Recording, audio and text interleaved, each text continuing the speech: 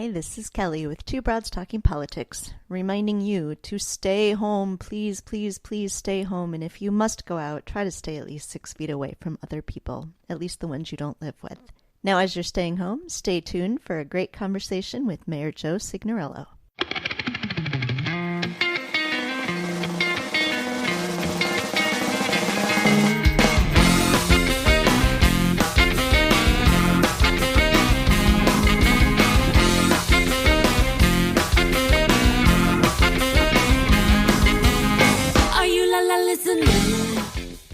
Hey everyone, this is Kelly with Two Broads Talking Politics, coming to you once again from quarantine, which may last forever. I am on today with Mayor Joe Signorello, who is the mayor of Roselle Park, New Jersey. Hi, Mayor Joe. Hey, what's going on, Kelly? How are you? Well, you know, it's a relative term at this point, but good. I'm great. It is super relative, yeah. I mean, this is like day, I guess, 8 or 9 of like actual quarantine, and I'm realizing, I guess it kind of makes sense, right? So like you get into politics normally if you're somewhat social, and being a single guy, like the lack of social interaction has definitely taken its mental strain on me, but it's cool. I have awesome things like this to keep me engaged. Yeah, my brother and I are both introverts, and we were remarking that we've actually been more social over the past week and a half because it's easier as an introvert to do like Zoom parties than it is to do in-person parties. Yeah, yeah. We did our first Zoom, I guess, drinks last Friday, and I did them with a couple different groups of friends. But it's amazing. So, I'm in Jersey. I've got some friends in Brooklyn. I've got some friends in Hoboken and Jersey City. And, the public transportation is terrible here. Traffic is bad, also. So, it was actually strangely convenient and nice. And I didn't have to get dressed up and deal with the cold. So, look, there's pluses to it, right? No, there are upsides. So I want to talk some about what this whole situation looks like in small towns and things, but I thought maybe just to start, if you could talk a little bit about sort of who you are and a little bit about your town and what the sort of local government structure looks like there, because it's so different from place to place. And so it's hard without context to sort of understand the nuances of a particular location. Yeah, totally. So I am, 32-year-old mayor that kind of just rode this blue wave after the 2016 election. So I was actually living in Germany at the time when Trump got elected. And, I kind of made the conscious decision to move home and get involved in politics because I was just super disgusted as to what was going on in the country. So after to kind of get my footing when I moved back to America, I moved back to my hometown. I was living with my parents just to kind of figure out what the next move was. Got involved in local politics and ran for mayor here, along with a bunch of, kind of younger folks who I don't think originally anticipated getting involved in politics so young, but sort of did it as a reactionary measure to, the nightmare that was 2016. So, in Roselle Park, we're about pushing 15,000 people, which is par for the course for New Jersey. We have a lot of small municipalities that are packed pretty tight. It's just all these historic towns that split from another town, or we became a town in 1904, breaking from another city. So anyway, I'm giving too much historical context. Our form of government is called weak mayor, strong council. So I'm a ceremonial mayor is what they call it too. I appoint positions, I run the meetings, but I only vote in a tie break. Lucky for me or unlucky for me, it's a 3-3 council tie. So 3 Republicans, 3 Democrats. As you can imagine, I have to break those ties relatively often. It's actually a former Republican town. Better part of the last 30 years, it's been Republican. So we're about 45 minutes from Manhattan via train. Dead of night, if you're to drive a car there, it's probably only about a 20-minute drive. So we're really within spitting distance. And yeah, does that give good enough context? Yeah, no, I think that's a good start, and we can sort of tease out some of that. So, I think we hear a lot about federal response to COVID-19. Certainly those of us in states with great governors are hearing a lot about state responses. I live in Illinois, and so I've been super impressed by J.B. Pritzker. And I live in Chicago, so I see a lot from my mayor, what the city response is. Chicago's sort of a massive response to all of this. But I think, I haven't been hearing as much, and just in part because of where I live, about what happens in smaller locales and what is the role of the city compared to the state, compared to the federal government in responding to a crisis like this in general and this specific one. So I wonder if you could just sort of talk a little bit about what that looks like and the coordination between the levels of government. Yeah, so I think, not to wax poetic too much, because I think it probably goes without saying to a lot of listeners, is, the mayor and the governor, I think especially the mayor in a lot of places, has really been pushed to the forefront because the response at like the federal level has been woefully inadequate, right? Like, I don't need to wax poetic about how terrible Trump is. I can go all day on that, but it's almost a head scratcher because, you take people who I didn't even agree with, like George W. Bush. They usually take, whether you agree with them politically or not, they step up to at least try to be the brave face in spite of disasters. And that just hasn't been the case here. So people have really looked locally for people to kind of assure them and plan for them and kind of react. It was abundantly clear to us about 2 weeks ago that this was going to be a real issue that was finally hitting our shores in earnest. And, mayors, depending on the form of government here, have varying degrees of power. It's kind of par for the course in New Jersey now to have what's called a borough administrator or municipal administrator. And that is essentially a position in town that the mayor and council have abdicated a lot of the day-to-day responsibilities to. Normally they'll still listen to the mayor, especially in a situation like mine where I speak for the majority of the government. So, about 2 weeks ago, we started making our own plans because there just was none from the federal government and pretty slow reaction from the state government. So, we started making restrictions. So it started off 2 weeks ago about like advising against X, Y, and Z. The state was slow to respond. So last Monday, we came up with our own restrictions on what businesses could be open, when they could be open, and how, they can serve the public. And then the state finally stepped up. I think Governor Murphy has, in New Jersey, stepped up in a big way, a little bit late. But I think the frustration has been at the local level. There's been a lot of things that we have known for the last 2 weeks would be measures that would be coming up, right? So school closures, business closures, travel bans, stay-at-home orders. And the whole thesis was to stop the spread. I think the frustration at the local level is if we knew this was coming, why not do it earlier rather than later? Long story short, in sort of that vacuum of top-down guidance, we've been sort of getting creative with the limited power we have, in our case, through our borough administrator to kind of clamp down on certain activities. What has the reaction been like among your constituents? It seems like everyone in my sphere is sort of taking all of this very seriously and was going in self-quarantine before we even had to. But obviously you see a lot in the news about, people still flocking to beaches and things like that. What has it been like locally? Have people been sort of eager to embrace these measures? Have they been reluctant? What does that look like locally? I think the biggest tragedy of all this is it was met with a lot of skepticism at the beginning. And I think a lot of it was split down party lines, which is, really, really difficult to come to terms with. 3 weeks ago, 4 weeks ago, this was a Democrat conspiracy and was going to go away and under control.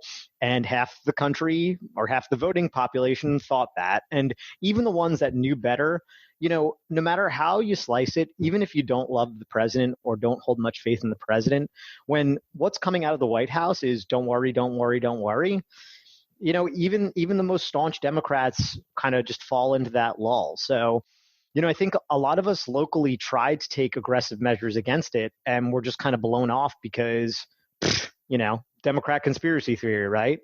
I think the tone has changed now that people have seen a tone shift, thank God, from the White House, and people are starting to see, friends and family being affected, and woe is the person that searches online what coronavirus can do to a human being. But I think part of the skepticism that was faced early on was, I mean, it's hard to fight. It's hard to fight the counter voices from top officials that are saying that this is a conspiracy theory. I can't stress that enough. Have there been particular challenges or things that you have noticed that maybe aren't the issues that are sort of reaching the national attention, but that have been challenges that you've needed to face in your community as mayor? There's sort of all sorts of, if you spin out far enough, all sorts of things that are being affected by this. Our entire lives are being thrown upside down. But I wonder if there have been things that have been surprising to you. It's a really interesting question. It's probably not surprising, or it shouldn't be surprising, but it's sobering. I don't think people realize until you're on the ground floor how many people are living paycheck to paycheck and how many people can't take a minor disruption in their daily life.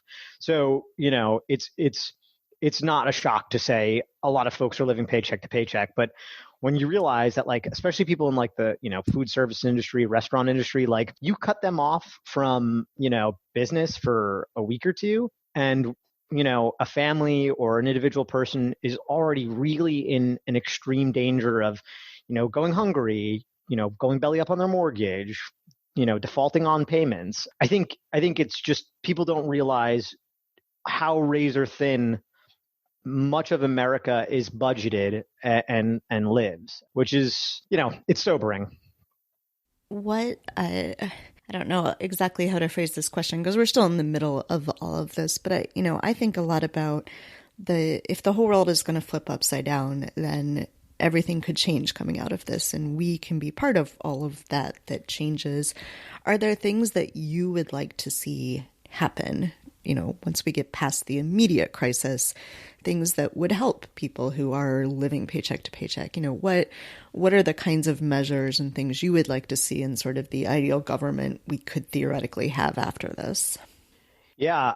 I mean, I think I looked on your Twitter, right? So I actually really love, it's pragmatic progressivism, right? So I find myself in that camp. And I think that there's areas where government can do good and need to do good. And I think that sometimes that there's, blockers in the way. And like, I hate to I'm not part of the Yang gang. I actually endorsed Pete Buttigieg pretty early, but, like UBI is a real thing, or a negative income tax is a real thing that should be considered in perpetuity beyond this crisis. I think having, getting intimately familiar with things like Medicare, Medicaid, applying for government benefits. There's a lot of red tape there that just gets in the way. And I think having just a steady state of income for folks, for anybody, right, gives some reassurance that if there's some chaos tomorrow, I'll be okay and be able to meet my basic financial needs. And that's great in times like this where, we don't have to have the Senate and Congress, scramble to come up with something like that. The safety net's already there. But the benefit is above and beyond that, for those of us that already have, disposable income, or, are not living as paycheck to paycheck, a little bit better off, it gives a certain sense of security for, to do other things to spur the economy, just buying more products, going on vacation, maybe, starting your own company and building new enterprises. I think there's something really to UBI, negative income tax, you pick your poison there, that I think conservatives on some level and a lot of Democrats could get behind. It's just a more sustainable way we're going to have these crises again, right? 2008 was not that long ago. And I fear that this will probably be not the last pandemic we have to deal with in our lifetime.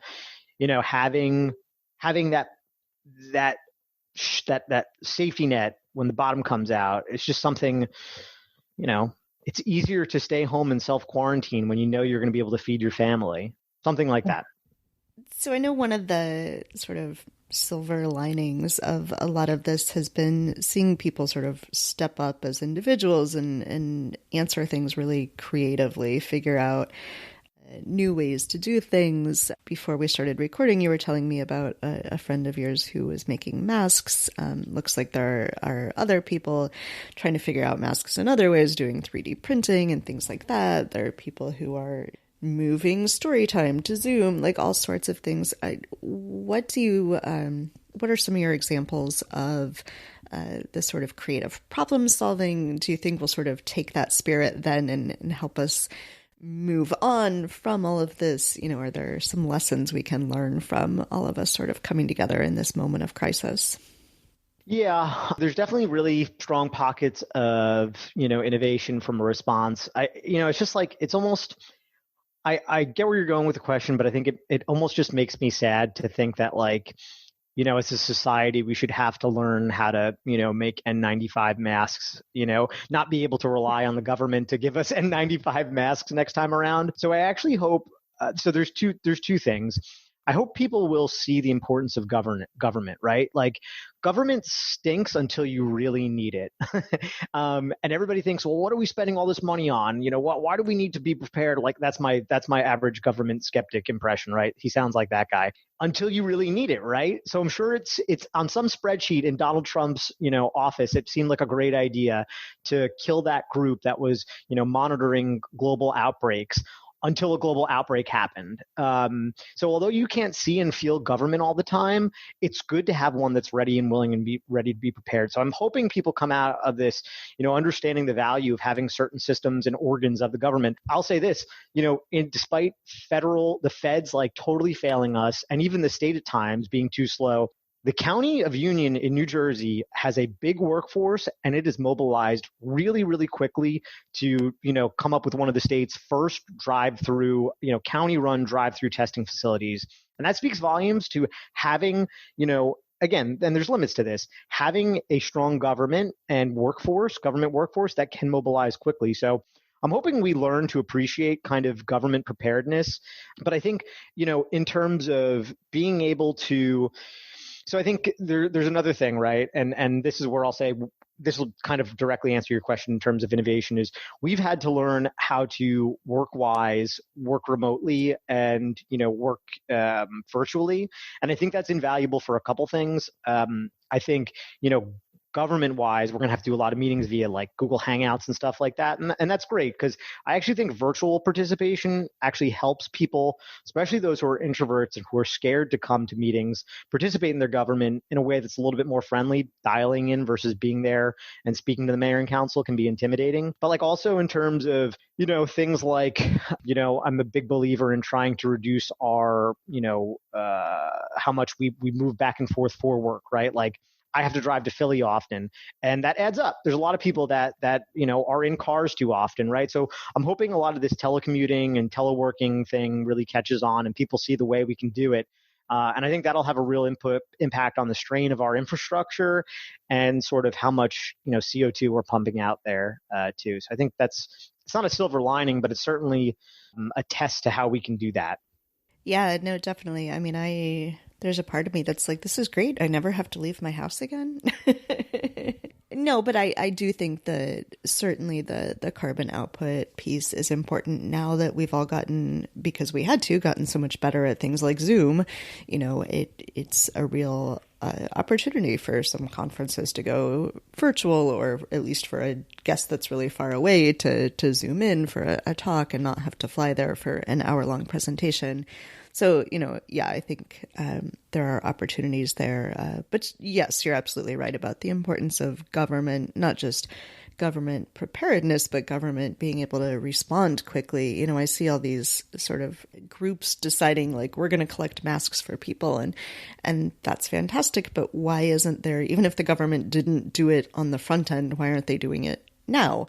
There's got to be a more efficient way to use resources and to spread out what we have than, individuals saying, I have these masks, I'm going to take to this place. So, I think that a stronger government would federal government would be extremely important, and where that is lacking, at least we do have in some places local governments that are working really well.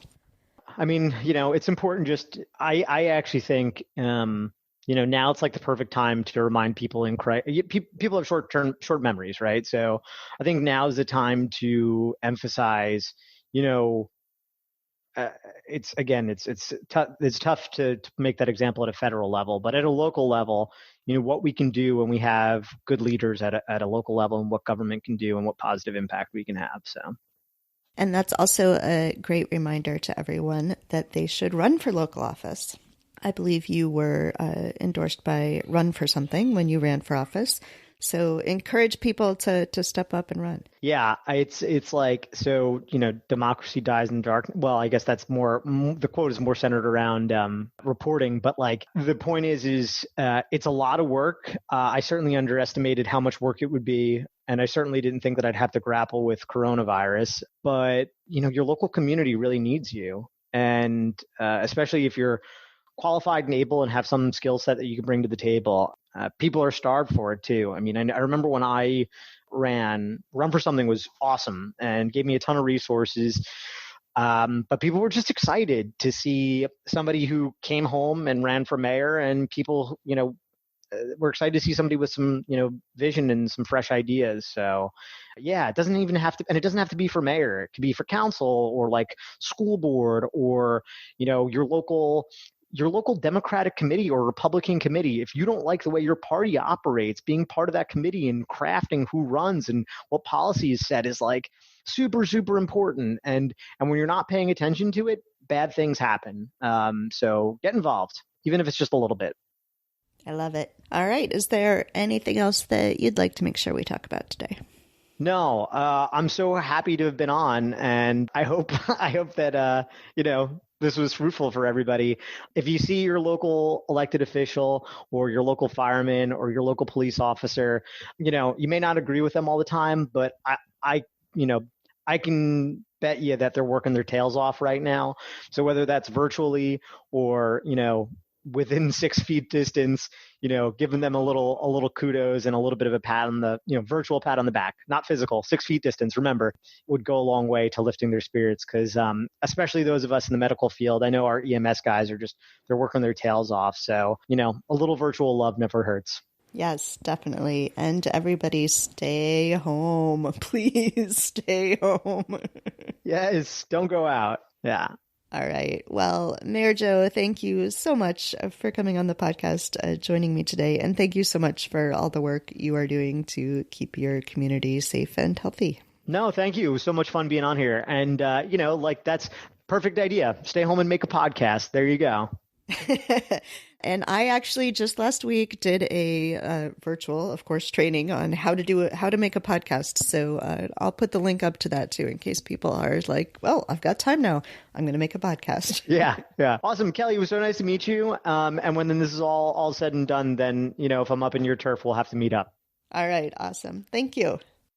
Thank you for listening to Two Broads Talking Politics, part of the Dimcast Podcast Network. Our theme song is called Are You Listening? Off of the album Elephant Shaped Trees by the band Immunuri, and we're using it with permission of the band. Our logo and other original artwork is by Matthew Weflin and was created for use by this podcast. You can contact us at twobroadstalkingpolitics@gmail.com or on Twitter or Facebook at twobroadstalk. You can find all of our episodes at twobroadstalkingpolitics.com or anywhere podcasts are found.